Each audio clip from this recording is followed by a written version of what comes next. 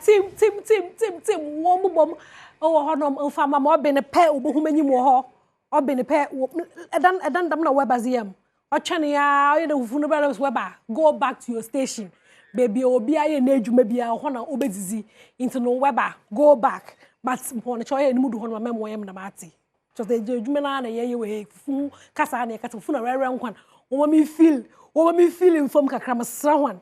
Aye, into no acquisition, show my bibiara, Uncle Dokama or kitchen honor. Na, yet the warriors are here and do ya catch your day. Vendors I yaga the one, fufu vendors I yaga the one.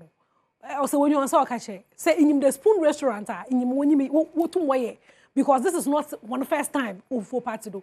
Waba, we say baby, fufu one on bibiara, on point. In Tanepe, Emilia.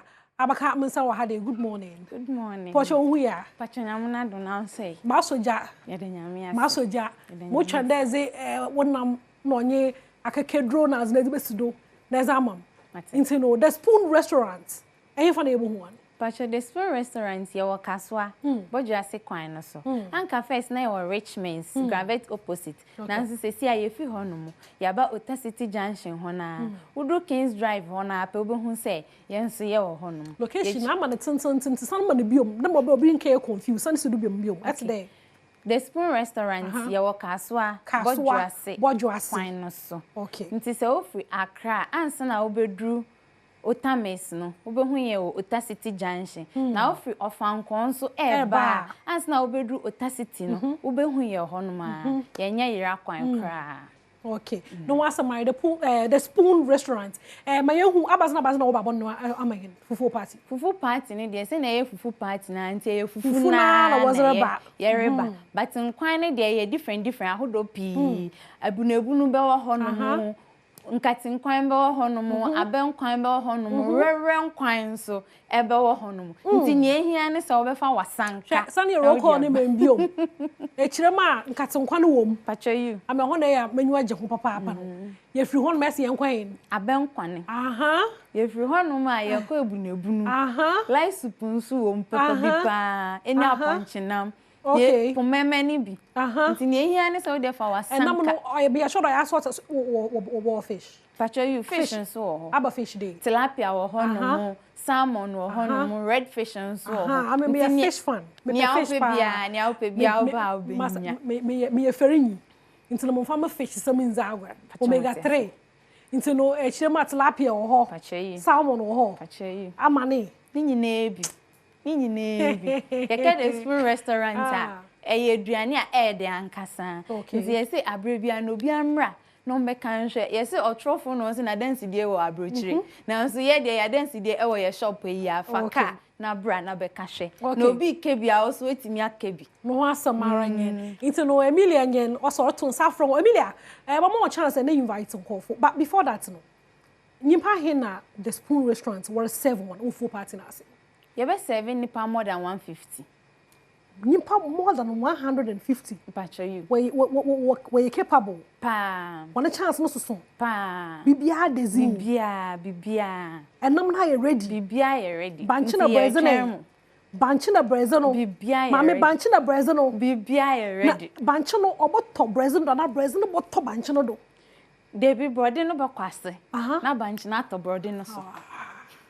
The Spoon restaurant. What you say? Kaswa what you say kwano do? Bacho you. The Spoon restaurant.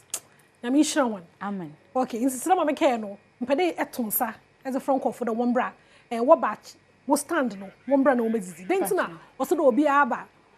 Whose restaurant no pede obezi. Me dan say. Over the Spoon, you ka the Spoon restaurant a. A restaurant a.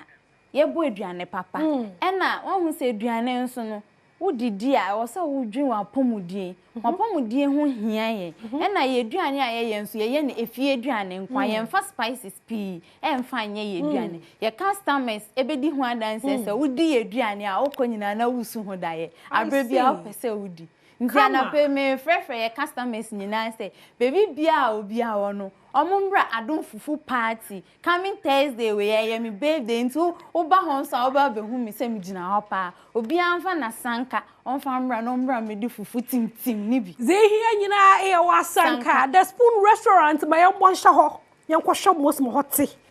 Now we're for level. Na hu most marry baby face one. Share the spoon restaurant honum kakra na embrace here. It is each there. Onyas papa.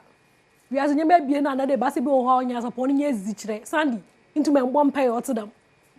Oh, in where's bande nya ento nyom na mbom pay otodam. Many obodo me. The spoon restaurant. Yes. Many boss no ma me sister. Me do anyway. Menstru. Me here say wa ba me ho. Fufu party no. I'm patch you. That's the Mumbre the Spoon restaurant. Me patch you. Baby one stand one no. Na unkoni bia me pe biara. Ubenya bi. Na enam biara me pe biara. Ubenya bi. Na fufu biara me pe biara. Ubenya bi. O Sunday. O de oba ahwehwe me. Me yi a me nhwe so kra me yi ni ni sa. Fufu party oh, fufu party. Hey team. No asa baranya the Spoon restaurant.